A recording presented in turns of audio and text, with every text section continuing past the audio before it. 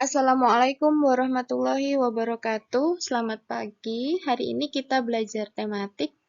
Mari sebelum kita belajar, kita berdoa terlebih dahulu. Nah, silakan dibuka bukunya halaman 68 di subtema kedua, pembelajaran 3, halaman 68.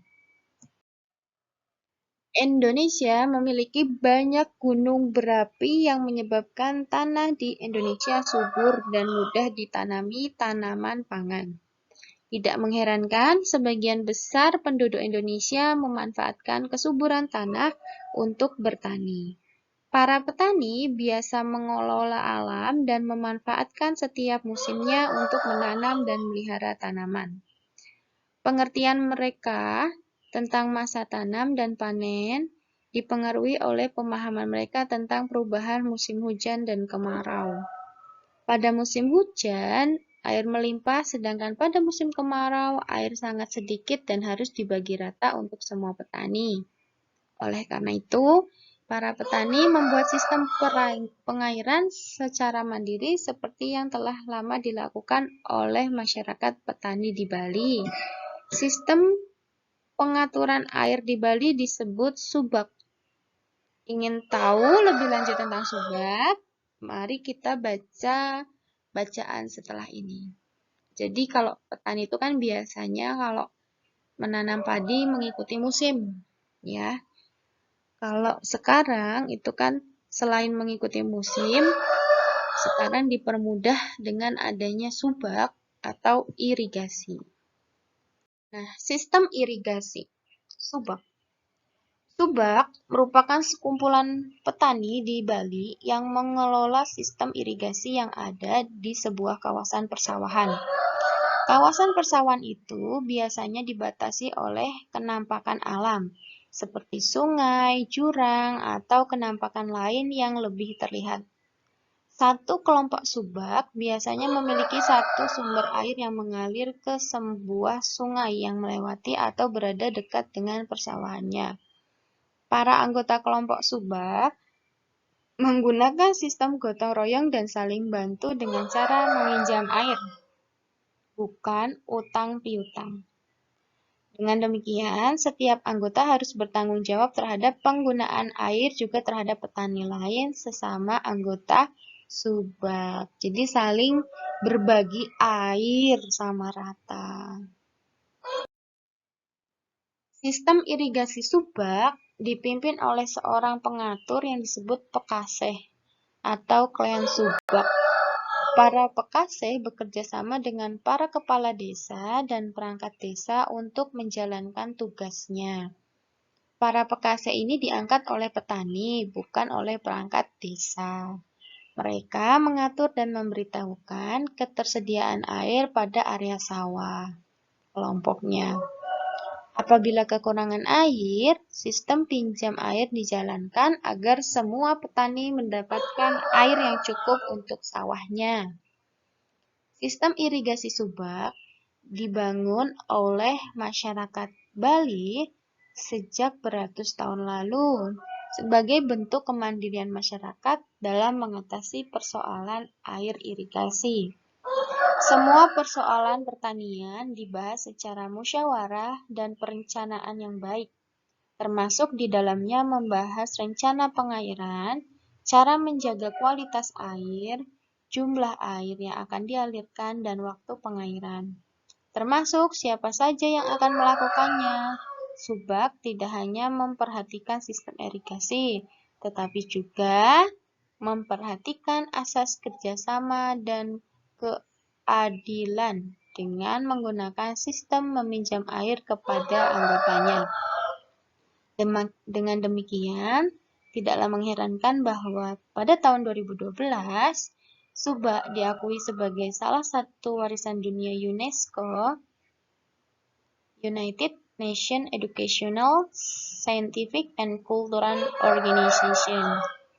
Pengakuan ini menjadi sebuah kebanggaan bagi bangsa Indonesia. Jadi, selain batik yang dikenal masyarakat luas sebagai salah satu warisan dunia, ada juga subak. Jadi tuh warisan dunia tidak harus berbentuk barang.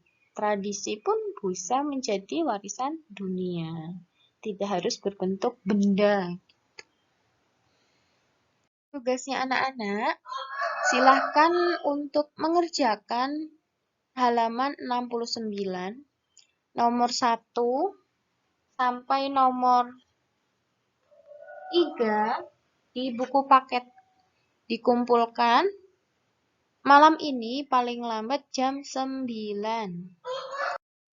Nah, Ibu Nopi izin bahas sedikit. Nah, silahkan dibuka bukunya halaman 72. Ibu Nopi mau menjelaskan tentang peristiwa proklamasi kemerdekaan Republik Indonesia.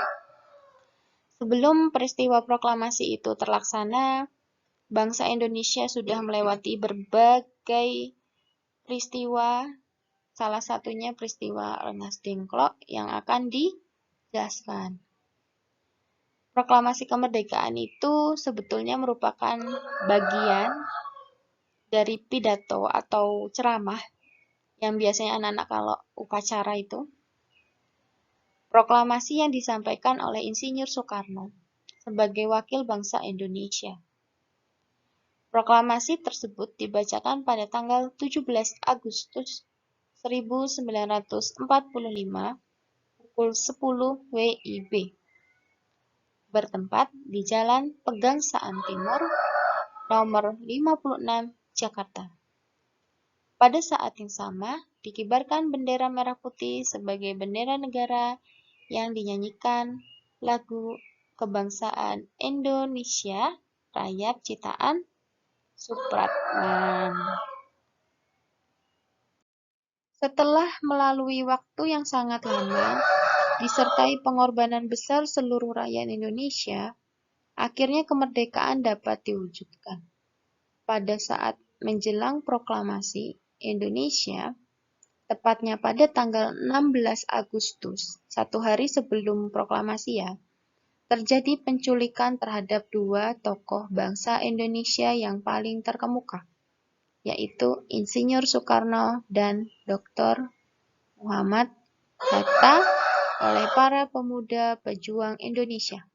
Mereka dibawa dari Jakarta ke Rengas Dengklok, Karawang, Jawa Barat.